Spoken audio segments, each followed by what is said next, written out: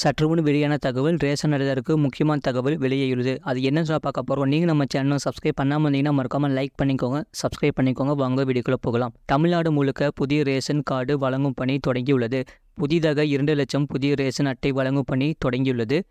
புதிய ரேஷன் அட்டை கோரி இதுவரை 2 லட்சம் பேர் விண்ணப்பித்துள்ளனர். மக்களவைத் தேர்தல் காரணமாக புதிய ரேஷன் அட்டை வழங்கும் பணி நிறுத்தி வைக்கப்பட்டிருந்தது.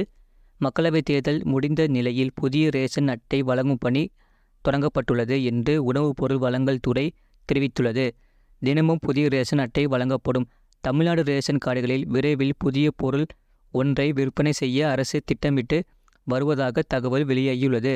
அதன்படி ரேஷன் கார்டுகளில் புதிதாக இனிமேல் தேங்காய் எண்ணெய் விற்பனை செய்ய திட்டம் கொண்டு வரப்பட உள்ளது. தேங்காய் எண்ணெய் நேரடியாக விவசாயிகளிடம் வாங்கி விற்பனை செய்ய திட்டமிடப்பட்டு உள்ளது. கடந்த லோக்சபா தேர்தலில் இதற்கான அறிவிப்புகள் பிரச்சாரத்தில் திமுகவினர் மூலம் கொடுக்கப்பட்டது. தற்போது அதற்கான சாத்தியக்கூறுகளை தமிழ்நாடு அரசு ஆய்வு செய்து வருகிறதாம். தமிழ்நாடு ரேஷன் கடைகள் தொடர்பான முக்கியமான அறிவிப்பு ஒன்றை தமிழ்நாடு அரசு வெளியிட்டுள்ளது.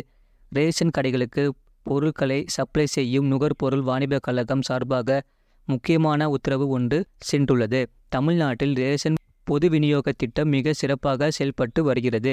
இந்த திட்டத்தில் செயல்படும் பல்வேறு மாற்றங்கள் தேசிய அளவில் பல மாநிலங்களில் கவனம் பெற தொடங்கியுள்ளது.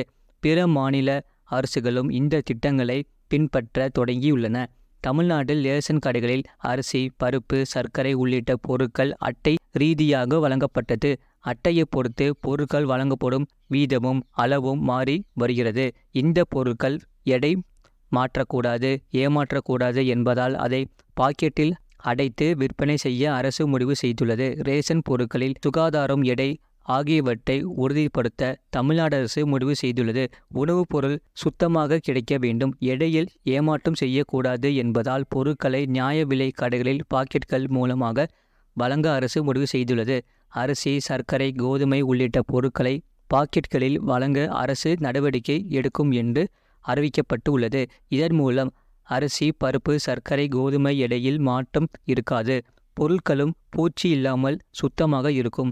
ரேஷன் கடைகளுக்கு பொருட்களை சப்ளை செய்யும் நுகர்பொருள் வாணிபக் கழகம் சார்பாக முக்கியமான உத்தரவு ஒன்று சென்றுள்ளது. அதன்படி நுகர்பொருள் வாணிபக் கழகம் சார்பாக வழங்கப்படும் பொருட்களை நுகர்பொருள் வாணிபக் கழக அலுவலகத்தில் ஒருமுறை எடை பார்க்க வேண்டும். ரேஷன் கடைகளுக்கு வந்ததும் ஒருமுறை எடை பார்க்க வேண்டும் என்று கோரிக்கை விடுக்கப்பட்டு உள்ளது.